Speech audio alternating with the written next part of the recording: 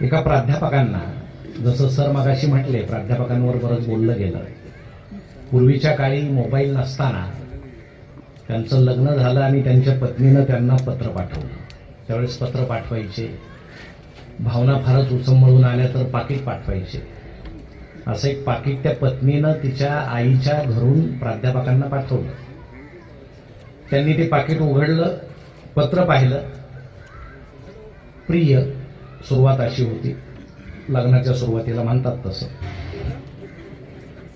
मग त्यांनी लाल पेन काढला, कारण अनेक चुका होत्या आणि त्या पत्रातल्या सगळ्या शुद्ध लेखनाच्या चुका त्यांनी दुरुस्त केल्या. आणि खाली असं लिहिलं, प्रत्येक शब्द पुन्हा दोनदा लिहून पाठवावा. पुन्हा पत्र पॅक केलं आणि पत्नीला पाठवून दिलं. इतक्या लवकर पतीचं उत्तर आलेलं पाहून पत्नीला खूप आनंद झाला. तिनं घाईनं पाकिट उघडलं तर ते सगळं शाही रंजित ते पाकिट होतं. आणि पुन्हा या शब्द दुरुस्त करून पाठवा. त्यावेळेस ती माऊली एकच शब्द बोलली की आमच्या यांचं व्याकरण चांगलं आहे, पण अंतःकरण चांगलं दिसत नाही. मला वाटतं भाषेला व्याकरणापेक्षा अंतःकरणाची जास्त गरज आहे. त्यामुळे वक्ता बोलतो, श्रोता ऐकतो आणि त्यांच्यामध्ये जो उद्भव निर्माण होतो त्यातून हा आनंद आपल्या वाट्याला येतो. खरं म्हणजे कुठल्याही व्याख्यानाला पुढं बसणं हे धोक्याचं असतं. माझ्या अनुभवानुसार मागं बसणं सोयीचं असतं, आवडलं तर ठीक आहे, निघून जाता येतं. पुढं बसलं आणि अचानक वक्त्यानं जर आपल्याकडे पाहिलं तर चेहरा असा करावा लागतो, चालतो. वक्ता गेल्यावर त्याला विचारलं जातं संयोजकांना, हे नेमकं काय बोलले. संयोजक सांगतात, मला समजलं असतं तर तुम्हाला सांगितलं असतं. मग ते सांगतात, पुन्हा काही यांना आणू नका. म्हणून कडोलीला पुन्हा तेच वक्ते आणण्याची प्रथा नाही. हे वक्त्याच्या दृष्टीनं फार सोयीचं आहे. कारण पुन्हा पुढल्या वर्षी आल्यानंतर काय होईल, कारण आता तुम्ही सावध नाही, पुढल्या वर्षी सावध व्हाल. पत्रिकेत नाव वाचून की आता हे येणार आहे, यांचं नेमकं काय करायचं. खरं म्हणजे भाषेचा उद्भव कसा झाला, आदिमानवाच्या काळामध्ये कशी भाषा बोलली जात असेल. मानवाला अशी एक देणगी आहे, त्याला अस्वलासारखे केस नाहीत म्हणून तो स्वेटर घालतो, जिराफासारखी मान नाही, हरणासारखा तो धावू शकत नाही, पण या सगळ्यावर मात करू शकतो तो भाषेमुळे. कारण मनुष्य हा असा एकच प्राणी आहे की त्याच्या तोंडामध्ये, मुखविवरामध्ये एक पोकळी आहे आणि त्यातून उच्चार निर्माण होतात. आणि हे उच्चार निर्माण झाल्यानंतर त्याचे अक्षर झाले, अक्षराचे शब्द झाले, शब्दाचं वाक्य झालं, वाक्याचे निबंध झाले, कादंबऱ्या झाल्या, कविता झाल्या, व्याख्यानं झाले आणि आपला विकास सुरू झाला. म्हणून मानवाचा खरा विकास कोण करत असेल तर ती भाषा करत असते. म्हणून मानवाची खरी प्रगती ही भाषेमुळे झालेली आहे. आणि माणूस सध्या असं म्हणतो की जगात सगळ्यात बुद्धिमान कोण आहे, तर तो मनुष्य प्राणी आहे.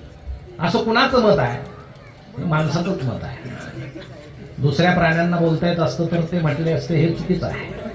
पण बोलताही आपल्याला येते, ऐकायलाही आपण आहोत, म्हणून हे विधान आपणच सत्य मानतो. खरं म्हणजे आता काळ पुन्हा उलट्या दिशेनं व्हायला लागलाय. आता भाषा पुन्हा आखूड होत चालली. तुम्ही आजूबाजूला पाहिलं तर आमच्या तरुणांना आता भाषेची फारशी गरज पडत नाही. आपण म्हणतो प्रेमामध्ये नेत्रपल्लवी असेल, चेहरा बोलका असेल वगैरे, ते पूर्वीच्या गोष्टी होत्या. मोबाईल नसताना त्या गोष्टी करायच्या आणि ती सुद्धा मुभा नसायची, कारण प्रत्येक गावाला वेस होती. आता वेस नाही, वेस असली तरी कुणाचं ऐकलं जाईल याचा भरोसा नाही. परंतु भाषा आखूड होत चालली. भाषाच नाही, सगळ्याच गोष्टी आखूड होत चालल्या.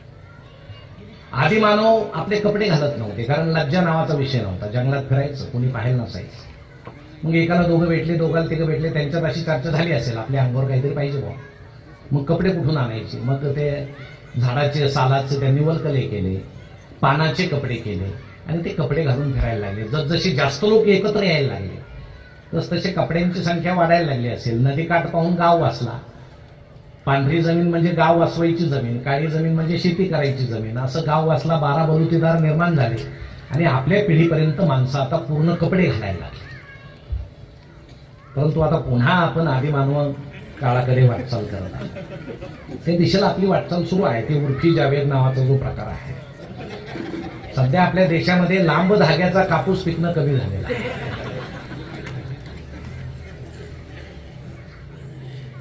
फार बालपणी आपल्याला आठवत असेल आपण शाळेत जाताना आपली फ्रॉक फाटलेली असेल तर आई तसं जाऊ देत नव्हती की बाळ थांब फ्रॉक शिवते.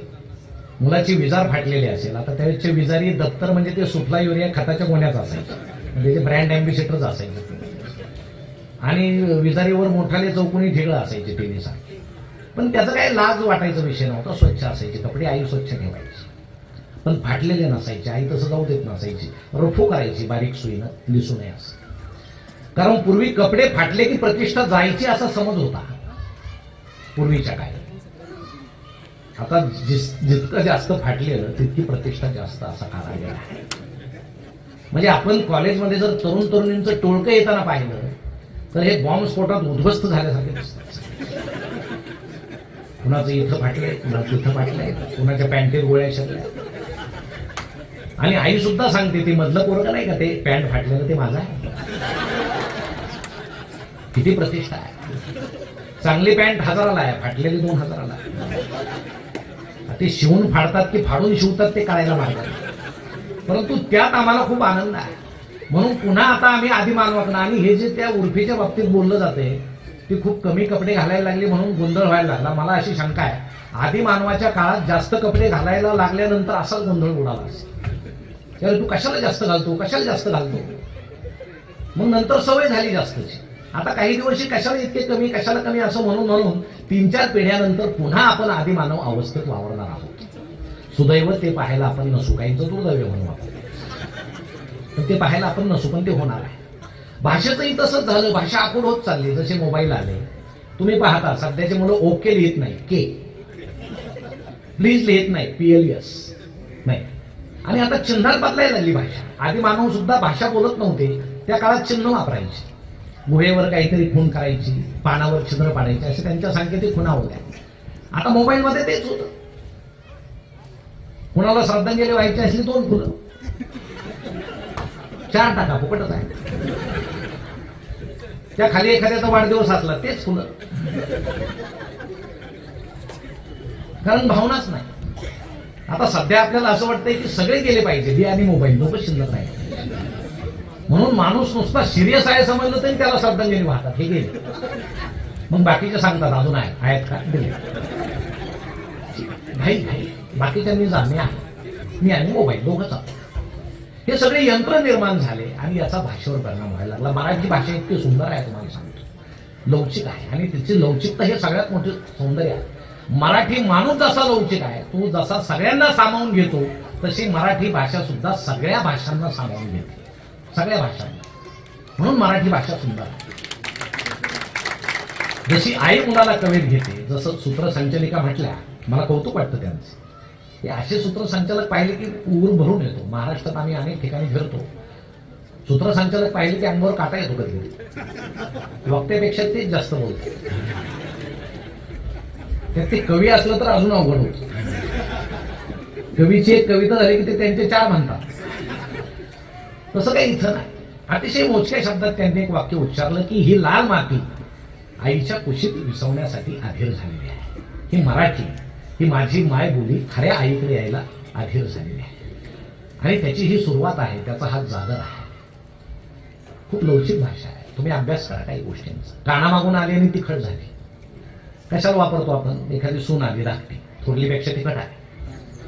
थोरली तिला सांगते वा कानामागून आली आणि तिखट झाली. कुठून आली म्हण आपण विचार करत नाही. करा इतिहास पहा, मजा आहे. खरी म्हण अशी आहे, पानामागून आली आणि तिखट झाली. मिरचीचं रोप, आधी त्या रोपाला पानं येतात, नंतर मिरची येते, पण ती पानापेक्षा तिखट असते. म्हणून असं म्हणण्याची प्रथा होती, पानामागून आली आणि तिखट झाली. कुणीतरी पानाचा कान केला आणि तेव्हापासून कानामागून आली आणि तिखट झाली. आपल्याकडे मागून कसं आलं आपण विचारत नाही. साबुती, तुमच्याकडे आहे साबुती? साबुती कंदुरी. कंदुरी म्हणजे काय? देवाला बकरा कापतात, देव प्रसन्न होण्यासाठी.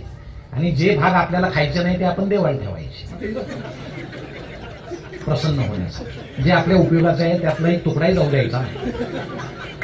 त्याला कंदुरी किंवा साबुती, आमच्याकडे त्याला साबुती म्हणतात. साबुती, साबुती शब्द कुठून आला? 6 गुती. साबुती, त्यात 6, त्या कटामध्ये 6 जण गुंतलेले असतात. बकरा पाळणारा, तो घेणारा, तो नेणारा. पैसे देणारा, कापणारा, शिजवणारा, खाणारा, अशी ती 6 जणांची यादी आहे. 6 गुटी म्हणजे 6 गुटी, तेव्हापासून त्याला 6 गुटी म्हणतात. मोठं मजेशीर आहे.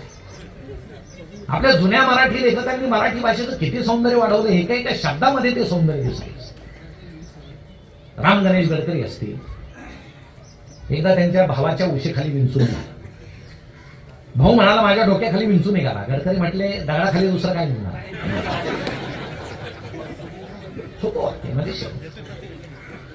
त्यांनी एका साहित्यिकावर काहीतरी लिहिलं. दुसऱ्या दिवशी सकाळी मॉर्निंग वॉकला ते साहित्यिक भेटले, संतापलेले होते. गडकरी त्यांना म्हटले नमस्कार. ते म्हटले मी मूर्खाशी बोलत नाही. गडकरी म्हटले पण मी बोलतो ना. साधे सोपे मजा असायची. कोल्हटकर असतील, यांनी हे विश्व समृद्ध केलं. आत्रे असतील, या मराठी भाषेला त्यांनी नाचवलं.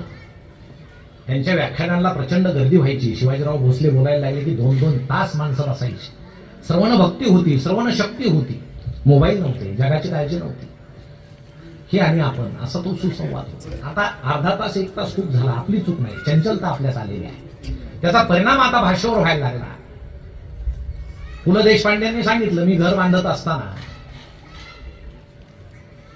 घर दाखवायची सवय असते आपल्याला. कुणी आलं की चला घर बाहेर, मग ते आपण सगळंच दाखवतो. टॉयलेट आता दाखवायची जागा आहे का? आपणच वावा, त्यात वावा काय आपण. मग एकानं सांगितलं ही वीट आमच्या गावातली आणि ही बाहेरून आणलेली, ह्या 2 विटा पहा म्हणे. देशपांडेंच्या हातात विटा आणि ते मागं फिरताय त्यांची आणि त्यांना सगळं दाखवत आहे. त्यावेळेस मुलं असं म्हटले की वीट येणे म्हणजे काय हे त्यावेळेस मला कळालं. आणि तेव्हापासून तो वाक्प्रचार प्रचलित झाला, वीट येणे. या सगळ्या गमती आहेत आणि हे सौंदर्य आहे. माझ्या एका प्रवास नावाच्या कथेत मी लिहिलं होतं. जसं दरवाजामध्ये गर्दी होती, आपण कधी एसटी दिसली की लगेच जात नाही. एसटी निघाली की तिथंच जमा होतो सगळे. मग तिथं एक बाई पटकन वर चढली आणि तिनं आपल्या पतीला घेण्यासाठी हात असा पुढे गेला तर तिच्या हाताला धरून दुसराच कोणतरी वर चढला. म्हणजे तेव्हापासून हात दाखवून अवलक्षण ही म्हण प्रचलित झाली. खरा उच्चार काय आहे, खरा जन्म कसा आहे ते जरी आपल्याला माहीत नसलं तरी मराठी भाषेचं हे अत्यंत सौंदर्य आहे. म्हणून आपण जो ठराव इथं मांडला, अभिजात भाषेचा दर्जा मराठीला मिळावा, अजून तो मिळत नाही. तो राजकीय विषय आहे. आतापर्यंत ज्या ज्या भाषांना दर्जा मिळाला, संस्कृत सोडून सगळ्या भाषांना राजकारणामुळे दर्जा मिळालेला आहे. कारण त्या भाषेचे जे नेतृत्व करणारे आहेत ते केंद्राशी त्यांचं चांगलं होतं. अजून आपलं अर्ध चांगलं आहे. ज्यावेळेस पूर्ण चांगलं होईल मराठीलाही दर्जा मिळेल आणि तो मिळेल. मिळाले की मग हजारो कोटी आपल्याला येतील, उत्सव होतील वगैरे वगैरे. पण तो मिळाला पाहिजे. आणि सध्या आमच्या पुढाऱ्यांचे शब्द जरी एकत्रित करून वर पाठवले तरी तो मिळेल. सगळ्या प्राण्यांची नावं तो तसा हा असा मराठीचा खूप उत्सव सुरू आहे संसदेमध्ये सुद्धा. अहो एखाद्या नटीनं घातलेल्या कपड्याची चर्चा संसदेमध्ये आहे सध्या. काय दिवस आलेत लोकशाही. तिच्या कपड्यावर चर्चा होते. आमचा शेतकरी बिचारा फाटक्या धोत्रानं फिरतो, आमची आई तिला नीट लुगडं नाही, तिची कोणी चर्चा करत नाही. यांची चर्चा तिथं होते. कमी कपडे घातले म्हणून, त्यात भगवे कपडे, रंग आपण वाटून घेतलेले आहेत. आणि आता आपण हे होण्यासाठी, प्रचार करण्यासाठी काहीतरी वादग्रस्त केलं की आपोआप प्रचार होतो. जसं काही साहित्यिक पुरस्कार घेतात, घेताना ते एवढी प्रसिद्धी पावत नाही, पण परत गेला की जास्त प्रसिद्धी मिळते. म्हणून काही जण पुरस्कार परत देतात, कारण घेण्यापेक्षा परत दिला की जास्त प्रसिद्धी मिळते. मी सुद्धा देणार आहे, पण मला अजून मिळालेलं नाही. पुरस्कार हा वेगळा विषय आहे, गणिताचा विषय आहे. परंतु भाषा फक्त पुरस्कारापुरतीच मर्यादित त्या ठिकाणी नसावी. आता हे विश्व साहित्य संमेलन मुंबईमध्ये झालं. तिथं किती साहित्यिक होते माहित नाही, सगळे उद्योजकच बोलवले होते, सरकारनं भरवलं होतं. माणसं तिथं नव्हते, श्रोतेच नव्हते. म्हणजे गल्लीत खेळणारा पोऱ्या डायरेक्ट वनडेत न्यावा. इथं मराठी भाषा गल्लीत किती आहे ते पहा. अहो आमचा रिक्षावाला मराठी नीट बोलत नाही, हॉटेलवाला नीट मराठी बोलत नाही. आम्हाला इंग्रजी म्हणजे प्रतिष्ठेची वाटायला लागली. मुलींचा घोळका जर उभा असला तर ते मराठीत बोलतात, पण कोणी येताना दिसलं की अचानक इंग्रजीत बोलतात. मुलंही तसंच करतात, कारण इंग्रजीनं प्रतिष्ठा मिळते असं म्हणतात. आम्ही पोरं सुद्धा मराठी शाळेतून घालतो. कांद्याला जास्त भाव मिळाला की मराठी शाळेतलं पोरगं काढायचं इंग्रजी शाळेला, पुन्हा कांद्याला भाव पाडला की पुन्हा मराठी शाळेत आणायचं. आर्थिक संपन्न तेवढा आहे, गुणवत्तेचा काय विषय नाही. आणि प्रत्येक बापाची इच्छा आहे माझ्या पोराला इंग्रजी यावं, भलं तो मला शिलिका म्हणेन आपण यावं. ही जागतिक दर्जाची भाषा असू दे इंग्रजी, पण आमची मायबोली कुठे आहे ती हरवून टाकली आम्ही. पोरांना 69 म्हटलेलं समजत नाही, 69 म्हणावं लागतं. बाबा आहेत विचारलं तर खेळणार पोरग सांगतं गेले. हा घाबरतो, गेले म्हणजे कुठे गेले? अरे बाबा म्हणजे डॅडी, हा ते आहे का? कारण बाबा आणि डॅडी एकच आहे त्याला माहितच नाही. ही अडचण आहे. हे कॉन्व्हेंट मधलं पोरग साखर आणायला पाठवलं, खेड्यातल्या दुकानात गेलं जर म्हटलं अर्धा किलो शुगर द्या, अहो तो दुकानदार तेवढा शिकलेला पाहिजे ना. तो म्हणाल भरपूर आहे माझ्या अंगात शुगर, कालच तपासून आलोय मी. अहो तुम्ही कुठं त्या भाषेत वापराय, ती भाषा तर तुम्हाला आली पाहिजे. पण इंग्रजीचा सोस आहे. एका वडिलांनी सरांना येऊन सांगितलंय का म्हणे आमच्या मुलाकडे जरा लक्ष द्या, इंग्रजीचे उच्चार त्याचे वगैरे. सर म्हटले ठीक आहे. त्यांनी पहिल्या दिवशी त्या मुलाला उभं केलं, म्हटले म्हण रे इलेक्ट्रिसिटी. मुलगा म्हटला इलेक्ट्रिसिटी. सर म्हटले टी नाही सी, इलेक्ट्रिसिटी. मुलगा म्हणायचा इलेक्ट्रिसिटी. तासभर हाच खेळ सुरू होता. म्हणजे तास संपल्यावर सर इलेक्ट्रिसिटी म्हणायला लागली याच्यानंतर. संध्याकाळी त्याचे वडील भेटले, म्हणे बाबा काय तुमच्या मुलाचं, म्हणे काय झालं? अहो तो इलेक्ट्रिसिटीला इलेक्ट्रिसिटी म्हणतो. त्याचे वडील म्हटले जाऊ द्या सर, त्याच्या बुद्धीची कॅपॅसिटीच तेवढी आहे. सरांना धक्काच बसला. म्हणजे मुलगा इलेक्ट्रिसिटीला इलेक्ट्रिसिटी म्हणतो, बाप कॅपॅसिटीला कॅपॅसिटी म्हणतो. यांच्या घरात टीटीची इंजेक्शन जास्त मिळेल. संध्याकाळी आजोबा भेटले, बसले होते ओट्यावर. सर म्हटले काय तुमच्या घराची गंमत? म्हणे काय काय इंग्रजी झालं काय? मग तुमचा नातू इलेक्ट्रिसिटीला इलेक्ट्रिसिटी म्हणतो, त्याचे वडील कॅपॅसिटीला कॅपॅसिटी म्हणतात. आजोबा म्हटले सर इकडे कानात. म्हटले आहे ते बरं आहे, कृपया प्रकारची पब्लिसिटी कुठे? हे असं एखादं घरानं जर सरांना भेटलं, इंग्रजी विसरून जाणार. आम्हाला इतका सोस आहे इंग्रजीचा, प्रचंड सोस. आमची आई खुरपून रानातून येते आणि हा म्हणतो मम्मी आली मम्मी आली. अरे त्याचं खुरपून पार मम्मी झाली आहे इजिप्त मधली. कशाला मम्मी म्हणतो? आई म्हणा. आई किती गोडवा आहे. आई आली, बाबा आले. आम्हाला सुद्धा बाबा म्हटल्यावर, मुलगा बाबा म्हटलं की आपण इकडे कुणाला म्हटला पप्पा म्हटलं पाहिजे. तो आहे का पप्पा तसा? आता पूर्वी स्वामी म्हणायचे, पतीला स्वामी म्हणायचे पूर्वीच्या काळी. आता म्हणत नाही. तुमची चूक नाही, ते स्वामी त्या लायकीचे राहिलेले नाही. तुम्ही म्हणाले असते आमचे स्वामी खालच्या गल्लीला पडलेले आहेत. हे भाषा विनाकारण बदलत नाही, हे आपल्या वागण्यावर आहे. आपली वर्तणूक कशी आहे त्याच्यावर ही भाषा आहे. म्हणून इथं जो मराठी भाषेचा जागर तुम्ही करताय ना, हा असा सुरू ठेवा. आणि तुम्हाला एक शब्द देतो.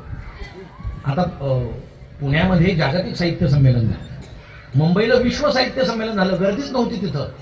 तिसऱ्या दिवशी सगळ्या शिक्षकांना आदेश गेले. आता शिक्षकांनाच आदेश जातात बरं का कुठे, या आणि बसा पुढं असं गर्दी. पुण्यातही तसंच, माणसंच नाही. अहो जिथं खरा मराठीचा जागर आहे तिथं पैसे द्या. म्हणून आता महाराष्ट्र सरकारला, कुणाला संबंधितांना कशी विनंती करायची मी करेल, या संमेलनाला महाराष्ट्र सरकारनं अनुदान दिलंच पाहिजे, निधी दिलाच पाहिजे. आणि पुढच्या वर्षी 100% तुम्हाला निधी मिळेल. भरपूर निधी मिळाला की तुम्हालाही चांगले लोक आणायला बरं पडेल. म्हणजे आमच्यासारख्यांचा विषय राहणार नाही. मजेनं म्हटलं, कारण मी खास तुमच्यासाठी आलो. आमचे मित्रही म्हटले सीमा भागात आपल्याला जायचंय. आता आमच्याकडे सीमा भागात जायचंय म्हणजे वेगळंच चित्र आहे, वेगळंच. आता आम्ही आमच्या एका पोलीस मित्राशी बोललो. ते म्हटले माझे वडील मराठीचे हेडमास्टर होते. हे इथलं मूळ आहे हे माहीत नसतं, आपण लांबून फक्त बोलत असतो. आणि आता अध्यक्ष साहेबांच्या भाषणातून आपण स्फुल्लिंग पाहिलं. आमचे कवी अत्यंत आशय संपन्न कवी होते, पण थोडीशी निराशा आपल्याला दिसते.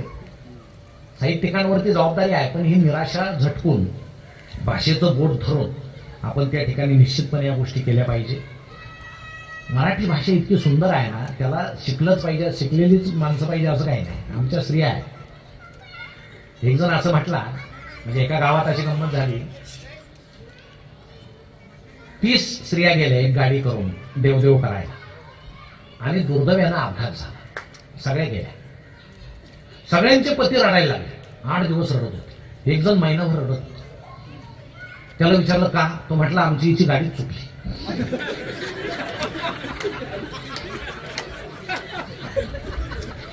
कसं असतं, या गमती असतात छोट्या. आणि त्याला खूप चांगली मराठी आली पाहिजे असं नाही. 2 प्रकार आहेत, कार इतरी प्रतिभा आणि भाव इतरी प्रतिभा. एक प्रतिभा निर्माण करते, दुसरी त्याचा आस्वाद घेते.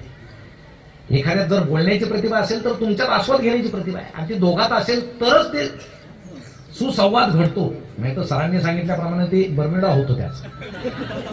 जे पूर्वी जे समाधान होतं पूर्ण पॅन्टीसारखं, त्याचा आता बर्म्युडा याच्यामुळे झालेला आहे. कारण आम्ही फक्त सुखी आहोत, समाधानी नाही.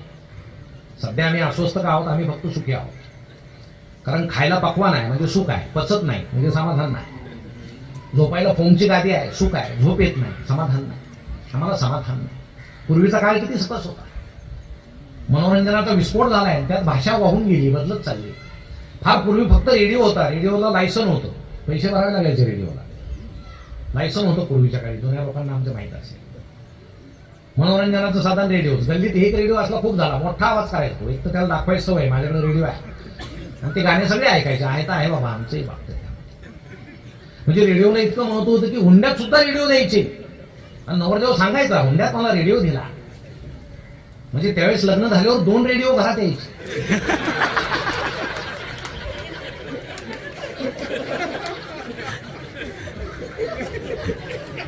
म्हणजे एक बंद करण्याची व्यवस्था होती, दुसरा बंदच होत नव्हता.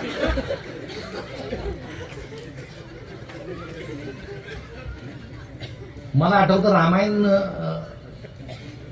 काय म्हणायचं त्याला, रामलीला. रामलीला यायची गावामध्ये.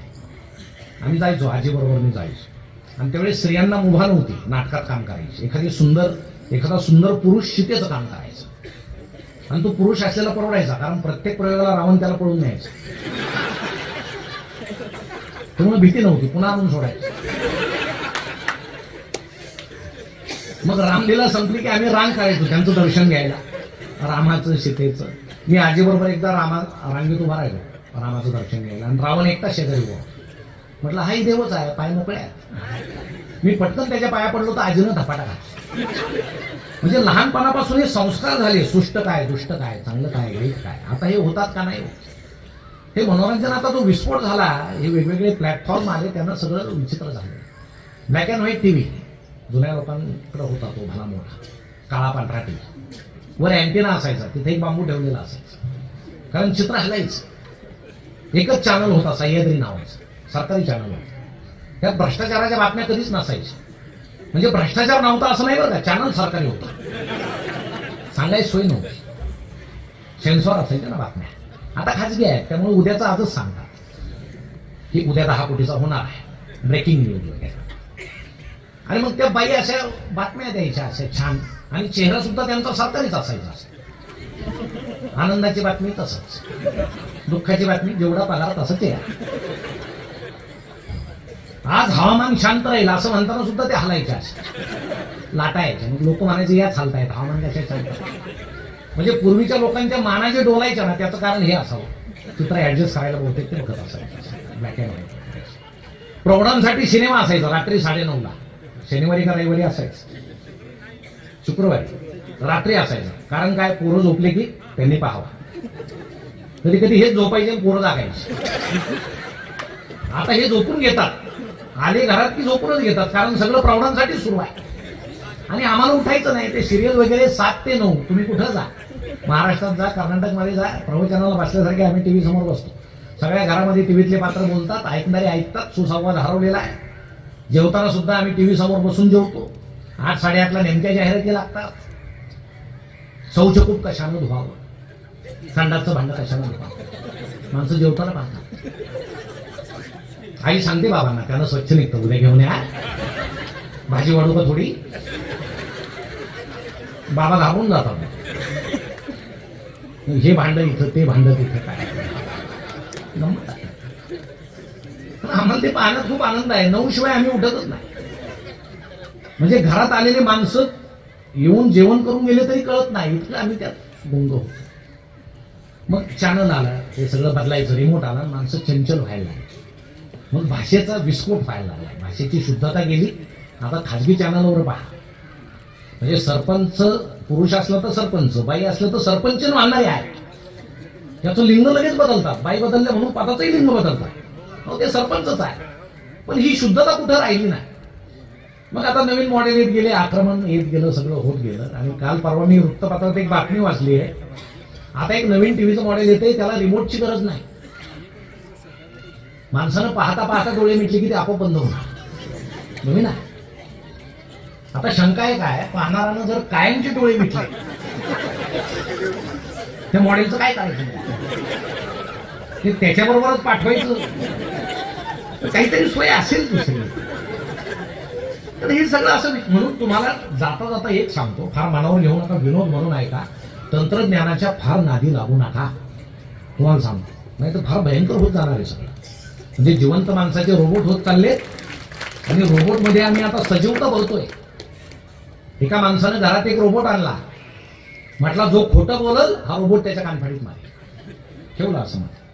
पहिल्या दिवशी मुलगा आला सकाळी, म्हणे बाबा मी रात्रभर अभ्यास केला, रोबोटनं त्याच्या कानफाडीत मारली. बाबा म्हटलं काय सांगितलं तुला? खोटं बोलायचं नाही. मारली का नाही तुझ्या कानफाडीत? अरे तुझ्या वयाचं असताना मी 2-2 रात्र जाऊन अभ्यास करायचा. रोबोट नाही यायचे कानफाडीत. आई तिकडून आली, ती म्हणे अहो ते कार्ट कसला अभ्यास करते, तुमचंच पोरग. रोबोटनं तिच्याही कानफाडीत.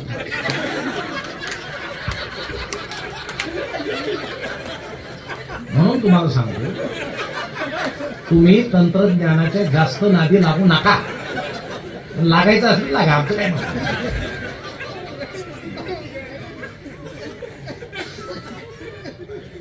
विनोद म्हणून सोडून द्या, त्यातलं वास्तव फक्त लक्षात ठेवा. विनोद म्हणजे कसे असतात, हे भुईमुगाच्या शेतासारखे असतात. वरचा पाला पाला आनंद देतो, आपण फक्त शेंगा घ्यायच्या, पाला फेकून द्यायचा.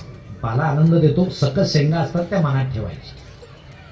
म्हणून जुन्या काळापासून आपलं साहित्य साहित्यिकांनी समृद्ध केलं. आजच्या अध्यक्ष साहेबांनी जो आरोप केला साहित्यिकांवर तो खरा, की वास्तवता कुठं आहे.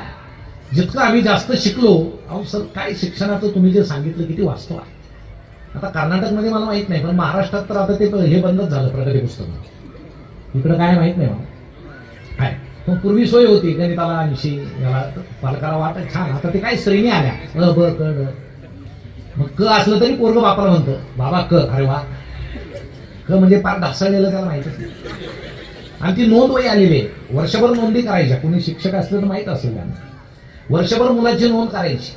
हा चांगला खेळतो, डाव्या हाताने चेंडू टाकतो, ही मुलगी चांगली रांगोळी काढते, ही चांगली कविता म्हणते. आणि सरकारचा आदेश आहे, नकारात्मक नोंद करायची नाही, मुलांच्या बालमनावर परिणाम होईल. सकारात्मक नोंदी करायची. मग एका वर्गात एका मुलानं दुसऱ्याची कंपात चोरली. आता गुरुजींना वाटलं याची नोंद कशी करायची, हा चोर होणार आहे, लिहिता येणार, याच्या बालमनावर परिणाम. मग त्यांनी मुख्याध्यापकांना विचारलंय, असंच झालं बाबा, काय करायचं पोराची नोंद काय करायची. तर ते म्हटले तुमचा वर्ग आहे, तुम्ही पाहून घ्या, काय अनुदान वगैरे आलं तर मी आहेच. ज्याची त्याची कामं ठरलेली असतात. मग त्या गुरुजींनी शांत डोक्यानं त्या मुलाची नोंद केली सकारात्मक, की सदर हो मुलाला मित्राच्या वस्तू संग्रहित करण्याचा छंद आहे. आता हीच वही जर 8वीच्या मॅडमकडे गेली आणि त्यांनी ठरवलं याला प्रोत्साहन द्यायचं, त्यांची पर सुद्धा जागेवर राहणार. ही शिक्षण आहे का? माध्यमिकच्या एखाद्या सरांनी जर मुलांना विचारलं राष्ट्रपती राजवट कधी लागते रे, आणि एखादा जर म्हटला रात्री लागते आणि पहाटे उठते, काय करायचं? सरांनी म्हणायचं का खोटं आहे? अहो खरंच आहे. मुलगा म्हणून टीव्ही पाहत नाही का तुम्ही? रात्री लागते, पहाटे शपथविधी होतो मुख्यमंत्र्यांचा, पुन्हा उठते ती. मुख्यमंत्री काय राज्यातच निवडून यावं काही नाही, बाहेर गेलं तरी निवडून येतो.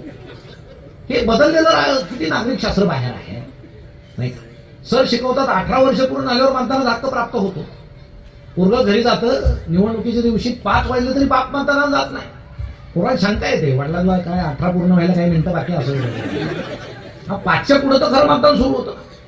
एखादी गाडी येते, हातात काहीतरी देते प्रलोभन, आणि मग हा मतदानाला जातो. हे खरं नागरिकशास्त्र आहे बाहेरच, पण वर्गात ते शिकवलं जात नाही. उच्च शिक्षणात तर उच्च कोटीची लबाडी सुरू आहे. कुणाचा कुणावर भरोसा नाही. शिक्षकाचा मुलावर नाही, मुलाचा शिक्षकावर नाही, समाजाचा दोघांवरही नाही. गोंधळ आहे. एक विमान तयार केलं मुलांनी, सगळे प्राध्यापक बसले, प्राचार्य बसले, आणि त्यातला एक मुलगा वर येऊन म्हटला, इंजिनिअरिंगचे मुलं होते, की सर्व गुरुजनांना सांगायला आम्हाला आनंद होतोय की या विमानाचं मॉडेल आम्ही तयार केलंय. काय झालं असेल?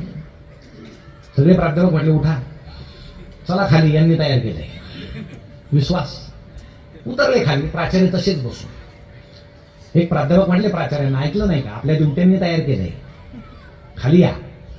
ते म्हटले नाही, माझ्या मुलांवर पूर्ण विश्वास आहे. मला खात्री आहे हे विमानच उडणार नाही.